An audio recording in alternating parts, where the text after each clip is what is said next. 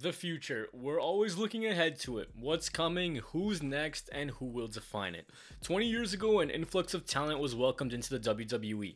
You had the OVW4 with Cena, Brock, Orton, and Batista. Guys like Edge, Mysterio, Eddie, and RVD were made into premier stars. They all helped define the Ruthless Aggression era, and it's arguable that WWE hasn't developed talents of that caliber since. After this, we moved into the next generation, where Roman Reigns was and is still very much so the centerpiece of the brand. But slowly the old guard is leaving, and it's time for WWE to restock the cupboard and build some pillars of the future. Of course, in WWE there's no such thing as can't miss, but the prospects that WWE currently have are something to be excited about. So who are the people to keep your eye on? Well, the conversation of the next generation begins with a man named Braun Breaker, who's only 24 years old and he's taken to wrestling like it's nothing. From the moment that NXT shifted its focus from a super indie to developmental again, he's been the guy. But what makes him so special? Well, he has the size of a WWE superstar, and on the mic, he's not the guy who's gonna give you a heartfelt and sappy promo, but there's some major parallels to a guy like Goldberg and of course the Steiners when it comes to style and delivery. Promos sound intimidating, they sound intense, and for the look, they fit perfectly. Then you get to arguably his best skill, and that's his in-ring acumen. Braun started wrestling in October of 2020, and by February of 2021, he was announced as a WWE PC recruit. And as you watch him develop, whenever you see Braun in the ring, he adds something new. Be it a top rope dive, a Rana, a power move, even if it's minor, every time you watch him, you see development. The reason he's developing so quick is because the dude is a complete workhorse. I went back and I did some digging, and football coaches have raved about his work ethic. You look at his football highlights with Kennesaw State and you see a guy who looks for contact. He's always doing something, always making a big play, and that work ethic has carried over to the WWE. Also, this isn't a case of a guy who when football didn't work out, he went, screw it, I'll go chase the bag in WWE. No, that's not the case. Even when he was playing football and trying to get to the big leagues, he's been quoted saying that he was going to do football for as long as possible and then enter the family business. He genuinely enjoys this, and after getting cut by the Baltimore Ravens in 2020, he did just that. He's a 2016 Georgia State Wrestling champion, so he's not new to this by any means. And of course, how could I forget, he's the son of Rick Steiner and nephew of Scott Steiner. So he's got the family pedigree in the business, and if all things go according to plan, WWE is going to be Braun's company moving forward. Complete genetic freak, the athleticism, the work ethic, he's just got the whole package. I love what they've done with him. He feels like a star already. If there's a dude to keep your eye on in NXT and always seek out, it's him. Can't talk about stars without mentioning a dude who has that written all over him, and that is Carmelo Hayes. Some of you guys might recall seeing him as Christian Casanova on the indies, and compared to a guy like Braun Breaker, he's much more well-rounded when it comes to in-ring and promos. He's been doing it for 6+ years, so that's an added bonus. The best way I can describe Carmelo Hayes is a hybrid of Seth Rollins and MVP with the charisma and on-screen presence of John Cena. His character work is what makes him so special. The way he talks, the confidence, the creative offense, the way he's able to get an audience behind and against him and play both sides. That's huge. If you're versatile, you're gonna succeed because you can slot in anywhere on the card. Also with him, I think when he moves over to the main roster, he's gonna resonate a ton with the younger audience. He's got those pop culture references in there. His overall likability and presentation is also there. With him, Trick Williams is another ex-football player out of South Carolina. I love the fact that he just adjusted his legal name and called himself Trick.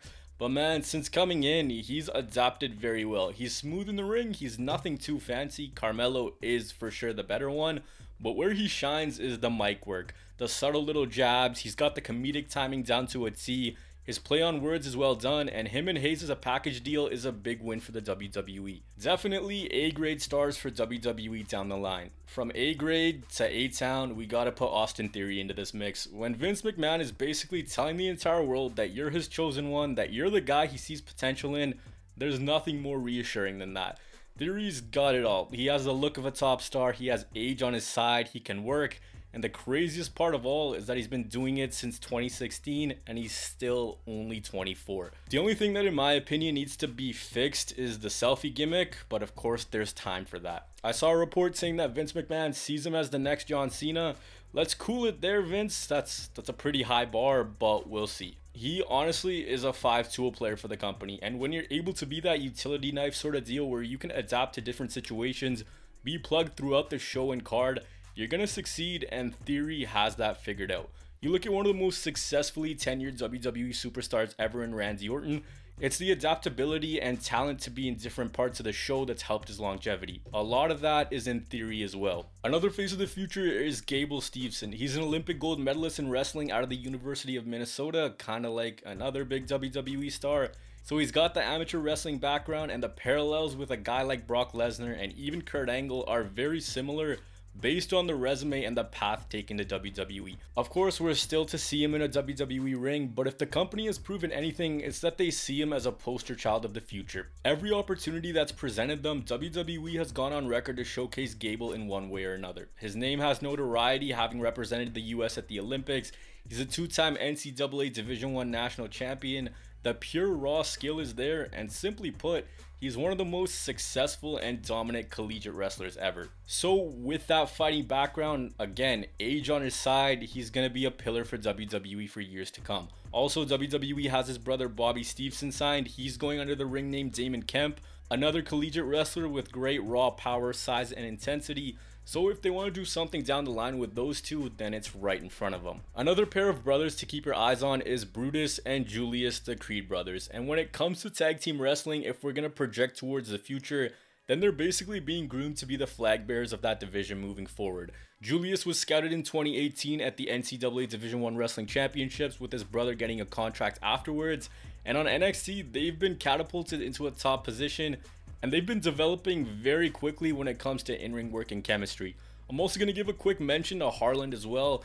I know upon first look, a lot of us thought that Parker Boudreaux was going to be the next Brock Lesnar, but things just haven't clicked yet. He's only 24, and if they can get rid of the pretty stupid gimmick, he can become one of the monsters of WWE moving forward, because he just has that rugged look and size to him. Another guy who's in that same boat where the gimmick needs to be scrapped is Butch, or as we once called him, Pete Dunne. In NXT, Pete Dunne was always one of those guys who you could throw into any situation and he would do well. His pedigree outside of WWE is strong. His offense, when given time to shine, differentiates him from others.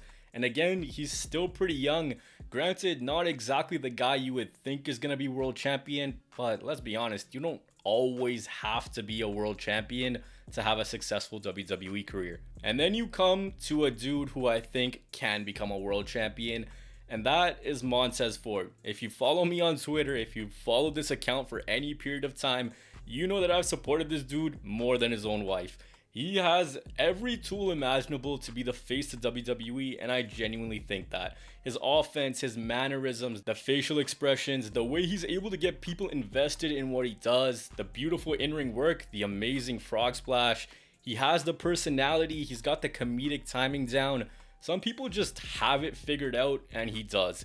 He's got star written all over him, and people always talk about the it factor. He has that in spades. Charisma, the explosiveness, and if you wanted to do a power trip with Bianca and Montez, that could also work too. I might get in some trouble for putting this on the screen, but you know who he low-key kind of reminds me of? Yeah, The Rock. And the more you watch him, the more you listen to him, the more you start to see those parallels. Speaking of Samoans, Solo Sikoa. That's a name that's going to slot into WWE like it's nothing. I actually don't know why he's not already on the main roster. He has the look, he's a safe worker, he's got the character work down pretty well, and if the opportunity should present itself to run a bloodline story or even have an internal war between the group, easily the missing piece is Solo. You could even have him be the one to overthrow the entire group if he wanted to. His biggest advantage isn't the age, isn't the look, but rather the name. Being the Usos' brother, the potential to what Solo can do is really limitless. The thing for him is, how does he move over to the main roster and find that balance of saying that, yeah, I'm an Uso, but at the same time carving out his own niche so he's not always lumped in with a tag team. I'm going to stay on the family tab real quick. Dom Mysterio is very much a long-term project for the WWE. He's been on WWE TV consistently since the tail end of 2019, and he's in this really weird place. Like, he really hasn't taken that next step. It almost feels like he's regressed, if I'm being honest, and momentum has cooled since 2020. I don't know exactly what it is with him, but something just isn't hitting. I think it could be something to do with him coming in a little bit too soon and not being ready. I think a trip down to NXT and kind of honing in on that character side of things could really benefit him. He's still only 25, he has his dad around, but the development just hasn't been there. He's got to come into his own without his dad and become his own character. Low-key, 2005 Dominic Mysterio has been better than 2022 Dominic Mysterio. Another guy I quickly want to touch on is Santos Escobar, and while he's not as young as some of the other people I'm talking about, he has that star presence. The best way I can describe this to you is Santos Escobar is basically everything WWE wanted in Andrade. The character has more upside if you have him mix things up with Rey, maybe even form a stable with him and then slowly break it up and make Santos a star, you're set. Von Wagner, he's really tall. Zion Quinn has a lot of the big look that Vince McMahon likes, could slot in well as an enforcer type or mid-card talent. Cameron Grimes, Tony D'Angelo, and Grayson Waller all have the sports entertainment side of things figured out really well down in NXT. When it comes to character work and getting those reactions from the crowd, all three are very entertaining, and if you were to call up any three of those guys right now, they would fit in perfectly on Raw or SmackDown. Nathan Frazier, formerly Ben Carter, was trained by Seth Rollins. He's had some standout performances while also getting some high praise for Rollins. Could be something there. Riddick Moss and Gunther are also guys that they can really do something with because both of them have the raw power. Of course, Walter, even without WWE, was one of the biggest names in pro wrestling. For Riddick Moss, looking back at some of his WWE Combine stats, they're insane. He was top 5 in every category back in 2019, and higher ups were really high on his potential with WWE, but it still just hasn't come together yet.